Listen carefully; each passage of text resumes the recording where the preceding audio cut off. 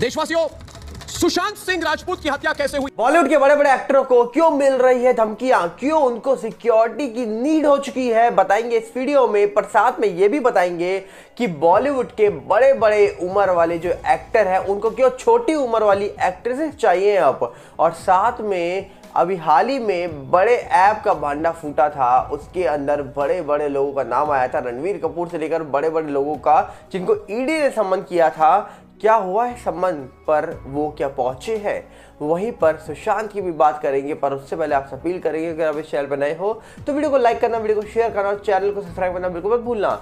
यहाँ पर अगर हम बात करें तो सबसे पहले आपको बता दिया जाए, आपको अभी हाल ही में पता लग ही चुका होगा, ANI के द्वारा एक खबर निकल के आई कि शाहरुख खान को धमकी मिली है। और धमकी मिलने के बाद उन्होंने Y+ सिक्योरिटी की मांग करी थी, जो सिक्योरिटी उनको प्रोवाइड हो चुकी है। पहले ये सवाल उठता है कि आखिरकार सलमान खान हो, शाहरुख खान हो, इनको धमकियां कौन दे रहा है, कैसे धमकियां मिल रही हैं इनको? क्योंकि लॉरेंस बिश्नोई गैंग की ओर से कुछ दावे हो रहे थे कि उन्होंने धमकी दी सलमान को, कुछ आरोप लगे उन पर। जिसके बाद लॉरेंस बिश्नोई का इंटरव्यू लिया गया और इंटरव्यू में उन्होंने बोला था कि जब हीरेन वाला मामला हुआ था उन्होंने माफ़ी नहीं मांगी थी, जिसके बाद ये सब कुछ हुआ। पर अब शाहरुख खान को क्यों धमकी मिली है, इसका कोई वजह सामने निकल के नहीं आ रही है। बस इतना पता लग रहा है कि इनकी जवान और पठान फिल्म आने के बाद इनको जान से मारने की धमकी मिली है और इनको अब Y+ सिक्योरिटी प्रोवाइड कर दी गई है महाराष्ट्र गवर्नमेंट की ओर से।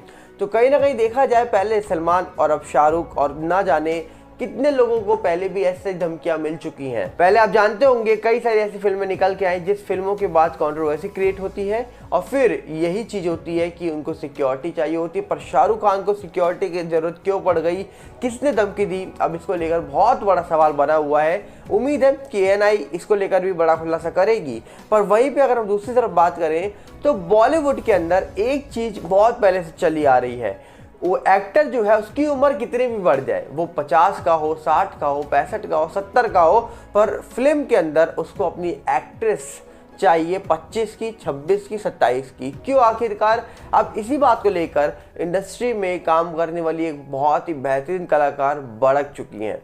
क्यों आखिरकार? बोला जा रहा है कि रत्ना पाठक नाम की जो एक्ट्रेस है, जिनको अभी हाल ही में आपने देखा होगा कि नई फिल्म निकल के आ रही है धक धक, उस फिल्म के अंदर आपने उनको देखा होगा। पर अब कहा जा रहा है कि उन्होंने भी सवाल उठा दिया कि भैया ये सब क्यों हो रहा है, क्या चल रहा है। हाल ही में हम देखते हैं कि 55 की उम्र के एक्टर आते हैं, 50 के ऊपर के एक्टर हैं, पर उनकी फिल्मों में हीरोइन जो है, जिनके साथ वो काम करना चाहते हैं या काम कर रहे हैं, उनकी उम्र होती है 25, 26, मैक्सिमम 30 साल के नीचे।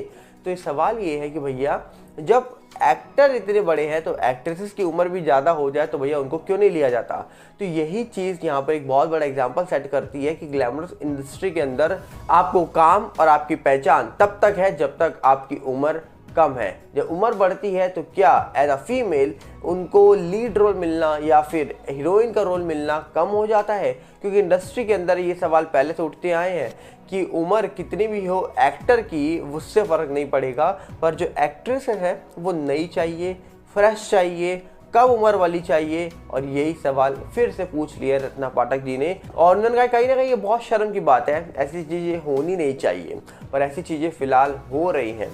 वहीं पे अगर हम बात करें तीसरी बड़ी खबर को लेकर, तो बोला जा रहा है कि हाल ही में आपको पता होगा कि जब ईडी ने समन किया रणवीर कपूर, कपिल शर्मा से लेकर न जाने कितने लोगों को, और जब पता लगा कि महादेव नाम का एक बैटिंग ऐप है जिसको लेकर इन्होंने प्रमोट किया था, कोई ब्रांड एम्बेसडर था, जिसके कारण इस ऐप को इतना प्रमोशन मिला, और उसके बाद पता लगता है कि भैया इस ऐप ने बहुत सारे लोगों को ठग लिया है। करीब 5000 करोड़ की ठगी का मामला निकल के आ रहा था सामने, और उसी के बीच बड़े बड़े लोगों को बुलाया गया था, जिसमें 20 सेलिब्रिटी हैं, इंडियन और पाकिस्तानी आर्टिस्ट है, जिसमें 100 सोशल मीडिया इन्फ्लुएंसर है इंडिया में।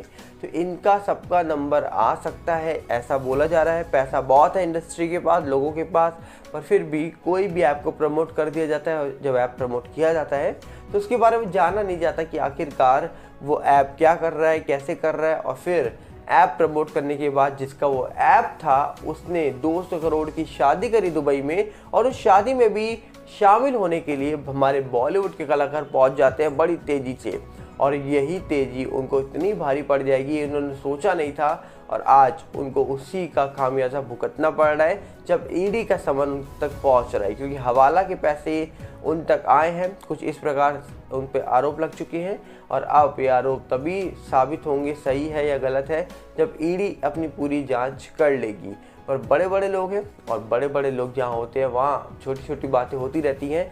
ऐसे भी डायलॉग कोई लोग मार रहे हैं सोशल मीडिया पर, क्योंकि लोगों को पता है कि भैया बड़े बड़े लोग जहाँ हैं वहाँ पर सवाल ज़्यादा उठेंगे नहीं, उठेंगे तो पूछे नहीं जाएंगे, पूछे जाएंगे तो सामने नहीं आएंगे, सामने आएंगे तो वो आराम से छुप जाएंगे या दब जाएंगे। लोग ऐसे ऐसे सवाल उठा रहे हैं।